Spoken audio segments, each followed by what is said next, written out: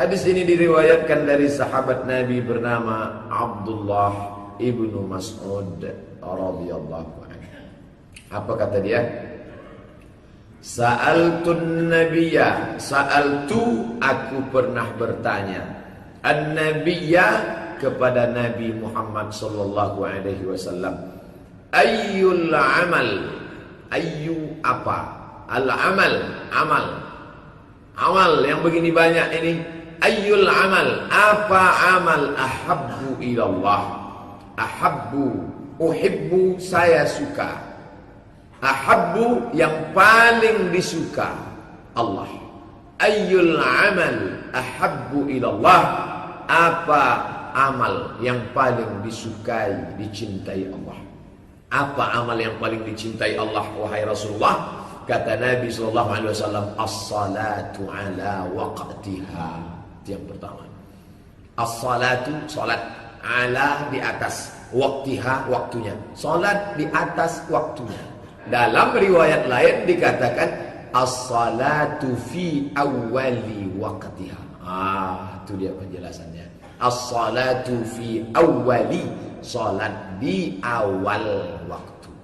Memang salat zuhur sekarang pukul 12 pas, terbentang waktunya sampai azan asar. Tapi yang dimaksudkan waktu as-salatu ala waqtiha bukan salat dalam waktunya. Yang dimaksud, yang dicintai Allah, salat di awal waktu. Maka sesungguhnya orang yang menunda salat itu bukan saja sekedar melalaikan suatu perbuatan yang agung dan mulia, tapi juga dia sudah termasuk dalam golongan fawailun, celaka, lil musallin, bagi orang yang salat. Celaka bukan orang tak salat. Fawailun lil musallin, celaka bagi orang yang salat. Kalau orang yang salat saja celaka, apalagi yang tak salat. Oleh sebab itu jangan sampai. Tapi itu makna yang fawailul musallin alladzina hum an salatihim sahun, lalai. Kan dalam salat Pak Ustaz dua tafsirnya. Yang pertama, alladzina hum an salatihim sahun, dalam salat itu dia sahun. Maka orang yang lalai itu disebut dengan sahun. Nama sujud karena lalai sujud sahwi. Orangnya sahun, perbuatannya sahwi. Sujud sahwi, sujudnya orang yang lalai, sampai-sampai tak ingat dia rakaatnya, sampai-sampai tak ingat dia sudah tasyahud awal apa tidak. Itu tak akan terjadi kalau dia salat berjamaah. Enak saja orang sekarang meninggalkan salat. Padahal apa kata Nabi? Man tarakas salata muta'ammidan, siapa yang meninggalkan salat secara sengaja, faqad kafara, maka kafirlah dia. Jihara, maka kafirlah dia secara jihar, nyata. Al-aqdul ladzi baini wa baina 'abdi, ini aku, ini hambaku, sempadan, perbatasan, garis pemisah antara aku, hambaku dengan kekufuran, meninggalkan salat. Ketika dia meninggalkan salat, maka kafirlah dia secara nyata. Sebagian ulama mengatakan kafirnya itu kufur nikmat. Dia masih tetap muslim, tapi dia kufur nikmat. Ini ulama yang lunak, yang lembut. Tapi ulama yang keras, yang dimaksud kafir di situ kharijun anil millati, dia kafir, keluar dari Islam karena sudah meninggalkan salat secara sengaja. Summa ayyun, apalagi ya Rasulullah? Tadi yang pertama kau katakan salat berjamaah, ya. Salat di awal waktu, ya. Yang kedua apa ya Rasulullah? Apa kata Nabi? Birrul walidaini. Birru, berbuat baik. Kita selalu mengatakan berbakti. Walidaini, kepada kedua orang tua. Tidak ada garis pembatas antara Allah dan orang tua. Makanya dikatakan ridallah fi ridal walidain. Ridhonya Allah, cintanya Allah, kasih sayangnya Allah fi ridal walidain, ada pada ridho orang tua. Murka Allah di mana letaknya?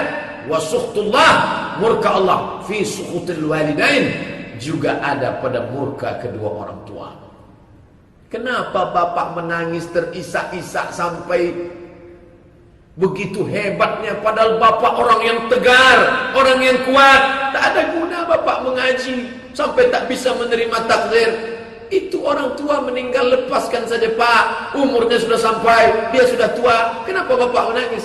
Pak Ustadz, saya nangis bukan karena mak saya ini mati. Lalu yang bapak tangisi apa? Yang ku tangiskan ini tiket ke surga aku sudah habis.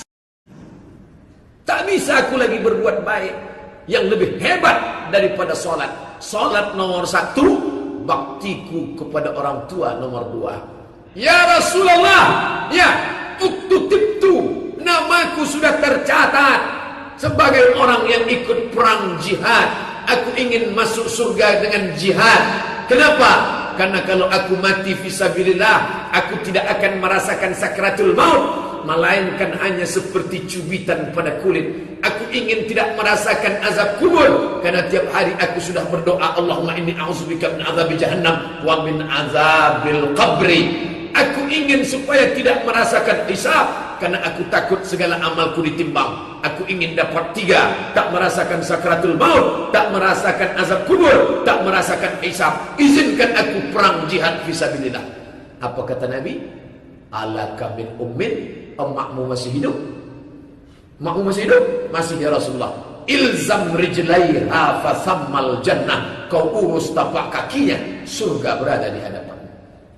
Bapak Ibu yang dimuliakan Allah, jangan kita ukur orang tua kita itu dengan materi yang ada pada kita. Kita tak pernah mampu membayarnya. Makanya diletakkan dia setelah sholat, birrul walidain. Yang ketiga, yang terakhir. Qultu, kukatakan kepada Nabi, summa ayyun, apa lagi ya Rasulullah? Kata Nabi, al-jihadu fi sabilillah. Jihad. Padahal kalau susunan menurut logika akal ini susunannya salah. Kenapa salah? Mestinya kan jihad dulu. Habis jihad baru orang tua. Habis orang tua baru sholat. Kenapa yang paling berat belakangan? Karena ternyata memang sholat berjamaah istiqomah berat. Merawat orang tua di hari tuanya berat. Nomor 3 yang berat adalah jihad fisabilillah. Jihad itu apa Pak Ustadz? Barzulul juhdi, mengerahkan segenap kemampuan apa yang ada pada kita. Bi amwalikum, harta, duit, kirim untuk beli jaket musim dingin di Suriah, untuk beli tenda kemah, wakaf terbaik. Jihad itu menjahaza ghazian faqad ghaza. Siapa yang mempersiapkan alat-alat untuk jihad, dia sudah ikut berjihad fisabilillah. Pagi ini kita diajak berjihad. Jihadnya bukan membunuh orang kafir, tapi menunjukkan rasa tak suka kepada 2 hal. Kami tak suka orang Islam dipimpin orang kafir. Kami tak suka kalian menghina Quran kami. 2 perasaan ini mau ditunjukkan dalam bentuk melawan kemungkaran. Saudara-saudara kita mengajak nanti pukul 7 di depan kantor gubernur, beramai-ramai. Jakarta semalam sudah bergelora, Jawa semalam sudah memposting gambarnya, Sulawesi sudah memperlihatkan tanpa anarkis. Itu hebatnya orang Islam. Tidak ada motor yang dibakar, tak ada kaca yang pecah, semuanya perdamaian, menunjukkan ketidaksukaan. Man ra'a minkum mungkaran, siapa di antara kalian yang melihat kemungkaran, falyughayyirhu biyadihi, robah dengan tangan. Kekuasaan tak bisa dengan tangan, fabilisani, dengan lidah, sampaikan. Tak juga bisa dengan lidah, fabiqalbih, dengan hati. Benci, tak suka, bukan pada orangnya. Karena kalau Allah beri hidayah, bisa saja dia bersyahadat masuk Islam. Benci melihat perbuatannya, mencaci maki Allah, Nabi dan Al-Quran serta ulama. Tunjukkan syiar. Kenapa sholat Idul Fitri, Idul Adha di tengah tanah lapang? Supaya orang kafir melihat, oh ternyata orang Islam itu ramai rupanya. Sholat maghrib sama subuh aja yang sunyi. Kalau Idul Fitri, Idul Adha ramai juga mereka rupanya. Kenapa waktu motong itu diajak anak, dibawa istri? Syiar, tunjukkan ke tanah lapang, tunjukkan saat motong kurban. Oh, ternyata orang Islam itu sunyi kalau sholat. Kalau bagi-bagi daging ramai juga mereka.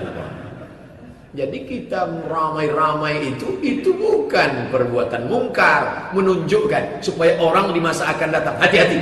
Umat Islam itu seperti lebah, dia tak mau mengganggu. Kalau dia hinggap di ranting, tak ada ranting yang patah. Tapi kalau diganggu, awas, sampai masuk ke dalam air kolam pun dia tunggu. Jangan sarang lebah diganggu. Kalau diganggu, dia tunggu. Masalul mu'minin kamasalin nahli, orang beriman macam lebah. Diganggu dia, awas. Masuk kalian ke sungai, ke kolam, dia tunggu. Begitu kepala kalian muncul, patuknya langsung. Nah, lalu kemudian kata Abdullah ibnu Mas'ud, lawistazattuhu, andai kutanya lagi ke Nabi apa, lazadani, pasti ditambahnya.